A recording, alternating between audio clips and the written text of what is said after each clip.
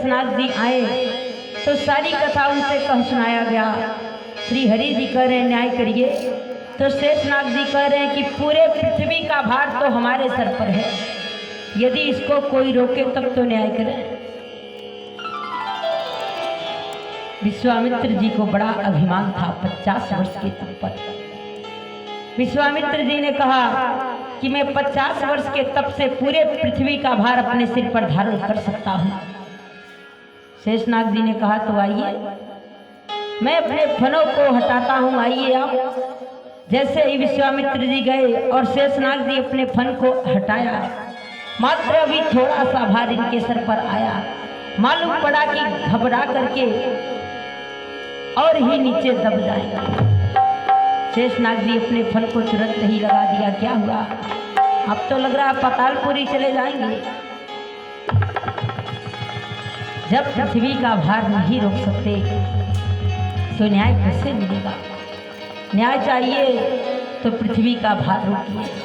वशिष्ठ मुनि जी हाथ जोड़ करके खड़े हो गए कि प्रभु 2 घड़ी का सत्संग तो प्रदान कर दिया है, लेकिन 2 घड़ी के सत्संग से पूरे पृथ्वी का भार मैं अपने सिर पर धारण कर सकता हूँ। शेषनाग जी अपने फनों को हटाया और वशिष्ठ मुनि जी 2 घड़ी के सत्संग से पूरे पृथ्वी का भार अपने सिर पर धारण कर लिया। यह देख करके विश्वामित्र जी घबरा गए, चकित रह गए कि 2 घड़ी के सत्संग में इतना दम और 50 वर्ष के तप से कुछ नहीं हुआ। वहीं से विश्वामित्र जी लज्जित हो करके तप करना छोड़ करके सत्संग करना प्रारंभ कर दिया। तो सत्संग के समान इस संसार में कोई वस्तु नहीं है। जब तप योग व्रत ये सत्संग के सामने छोटा है। सत्संग करने से मन के भ्रम दूर हो जाते हैं और मोक्ष की प्राप्ति हो जाती है। सत्संग का बहुत बड़ा प्रभाव है। जहाँ कहीं भी भगवान की कथा हो तो समय निकाल करके कथा सुनने जाइए।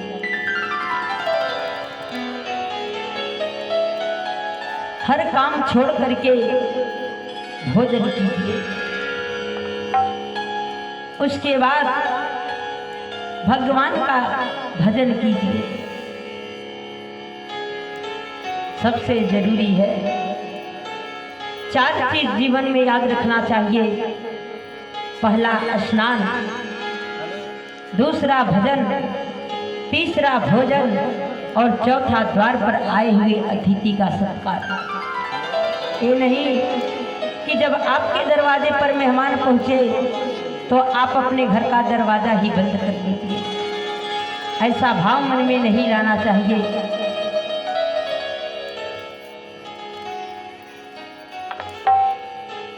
यदि आप अतिथि का सेवा करेंगे तो हो सकता है कि भगवान भी मानव रूप धारण करके आपकी परीक्षा लेने के लिए आपके दरवाजे पर पहुंच जाए। न जाने किस भेष में आ जाए भगवान, ये कोई जानता नहीं है।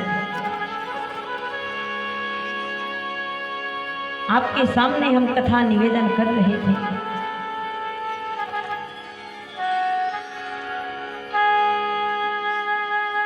कि अजामिल भगवान का नाम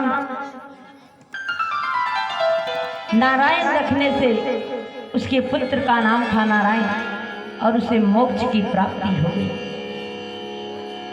तो भगवान के नाम पर अपने पुत्र का नाम रखेंगे, पुत्री का नाम रखेंगे तो आपकी नैया अवश्य बेड़ा पार होगी। ये भागवत में ही कथा आती है कि एक बार इंद्र ने अपने गुरु का अपमान किया था। इंद्र अपने सिंहासन पर बैठा था और गुरु जी पहुंचे। इंद्र अपने सिंहासन से खड़े नहीं हुए, गुरु को दंडवत प्रणाम नहीं किया। 5 मिनट तक गुरु जी खड़े रह गए। समझ गए कि इस इंद्र को अभिमान हो गया है पद का।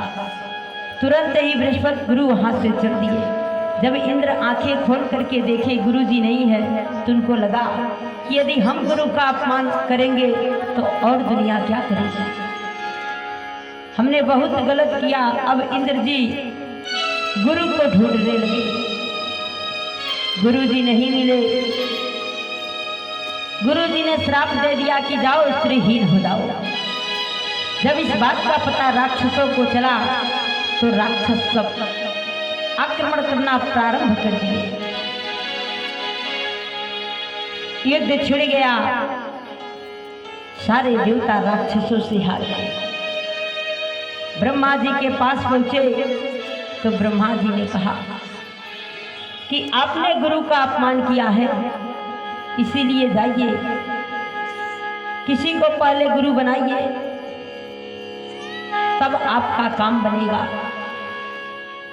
हम किसके पास जाएं? तो ब्रह्मा जी ने बताया कि विश्वरूप के पास जाइए। विश्वरूप की माता का नाम था रचना, जो त्वष्टा की पुत्री थी, दैत्यों की बहन थी। जब इंद्र विश्वरूप के पास पहुंचे तो विश्वरूप ने नारायण कवच का मंत्र दिया। नारायण कवच की रक्षा से इन देवताओं को बचाया। राक्षसों से तो बचा लिया, लेकिन विश्वरूप ने कहा कि यज्ञ कीजिए। अब जैसे ही यज्ञ करने बैठे कि विश्वरूप जी के 3 मुख थे। एक मुख से देवताओं के लिए भाग देते थे और एक मुख से राक्षसों के लिए। इस बात का पता इंद्र को चल गया। इंद्र ने विश्वरूप के सिर को ही काट दिया। जो 3 सिर थे, जब तीनों को काटे तो पहला सिर तीतर, पपीहा और गौरैया हुआ। इंद्र को ब्रह्म हत्या लग गया। अब तो उसी यज्ञ में से वृत्रासुर राक्षस उत्पन्न हुआ। जो सारे देवता उससे हार गए।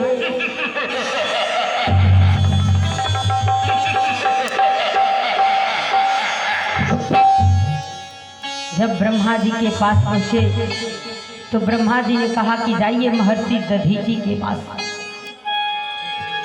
उन्हीं की हड्डियों से धनुष बनेगा तो वृत्रासुर की उत्पत्ति होगी, वृत्रासुर की मृत्यु होगी, नहीं तो उसे कोई मार नहीं सकता। सारे देवता महर्षि दधीचि जी के पास पहुंचे, कथा सुनाई तो देखिए इतने बड़े दानी थे महर्षि दधीचि, जो अपने हड्डियों का ही दान कर दिया। यदि धर्म के कार्य में लगाना है तो महर्षि दधीचि ने कहा कि हे देवताओं, यदि मेरे हड्डियों से धनुष बनेगा और राक्षस की मृत्यु होगी तो मैं अपने प्राणों का त्याग करता हूँ। इस संसार में कोई इतना बड़ा दान नहीं कर सकता।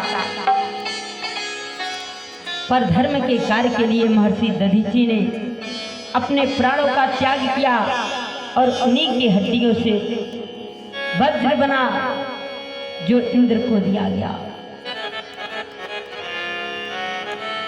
उन्हीं की हड्डियों से धनुष भी बनाई गई, जो एक धनुष भोले बाबा के पास था जिसका नाम पिनाक था।